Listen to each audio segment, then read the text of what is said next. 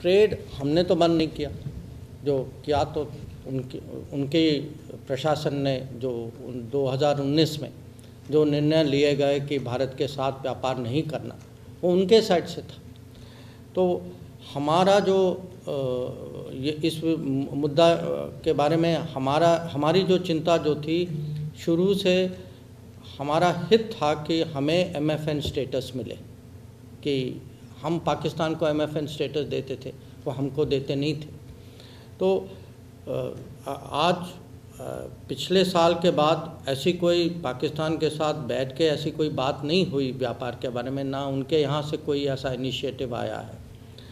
जो ड्रग्स के बारे में जो आप कह रहे हैं, वो तो सबको जानकारी है इसमें कि वहाँ से ड्रग्स काफ़ी संख्या में आते हैं और ये चिंताजनक विषय है।